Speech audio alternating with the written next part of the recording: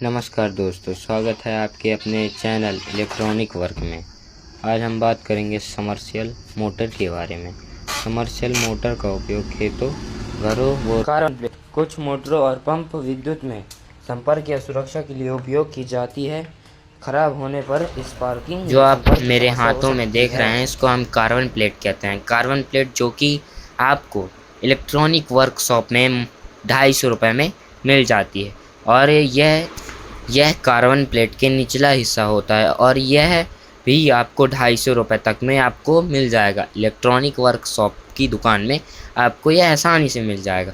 हमने इसको भी चेंज किया, इसके जगह में नया हमने लगाया जो कि हमें 250 रुपये का पड़ा। हम पुरानी जगह में इसको नया लगाएंगे जिसके कारण जो विद्युत है वो ज़्यादा उत्पन्न हो। और हम फिर जो समर्शियल होती है उसके अंदर से कचड़े निकालने लगते हैं, देखते हैं कि कितनी रेत है। अगर रेत हम नहीं हटाते हैं तो हमारा फिर से शाफ्ट और बुश क्षतिग्रस्त हो सकता है, जिसके कारण हम इसको पूरा साफ़ कर रहे हैं। और ये दोनों कार्बन प्लेट हमको 500 रुपये तक में इलेक्ट्रॉनिक वर्कशॉप समर्शियल का ऊपरी पल्ला होता है।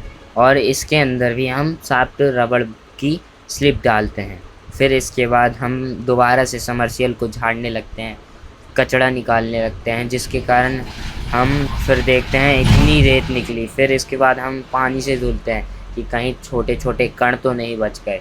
हम फिर उसको देखने के बाद इसको धोते समय बड़े ही साधारण से धोना, क्योंकि इसकी वाइंडिंग होती हैं कमज़ोर।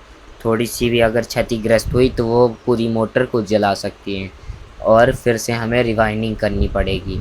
इसलिए हम बड़े प्रेम पूर्वक से धुलते हैं।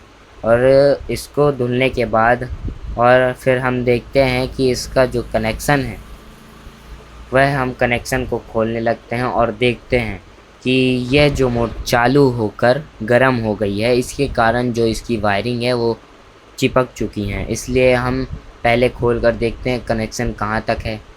इसलिए हम आपको बारीकी से दिखाए कि कनेक्शन कहाँ से वो हुआ, ये देखिए।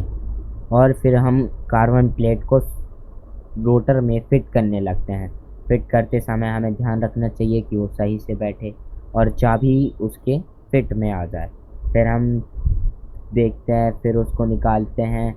फिर निकालते समय आसानी से निकालें क्योंकि वह एक कमज़ोर होती है। उसके बाद फिर हमने रोटर को जो था वो मोटर के अंदर मोटर वाइंडिंग के अंदर की। फिर इसके और भी हमने कई से ध्यान रखा। और फिर ऊपरी पल्ला जो हमारा बीच का पल्ला होता है उसको हमने फिट किया। फिट करते समय ध्यान रखें कि रोटर जो है वो फ्री रहे। फ्री होने के कारण आपकी मशीन दब के नहीं चलेगी और आराम से। और फिर हमने दोबारा से देखा कि फिट से नहीं हो रही है तो फिर हमने थोड़ा सा उसको ढीला किया। फिर उसके बाद हमने कसा और बन गई। तो फिर हमारा ये आ गया चंपू महाराज जो बनाता है मोटर बनाते बनाते इसका बाल भी उड़ गया। और क्या ही कह सकते हैं, बाल तो उड़ने ही थे। अब ये हमारा सामान बिखरा हुआ है।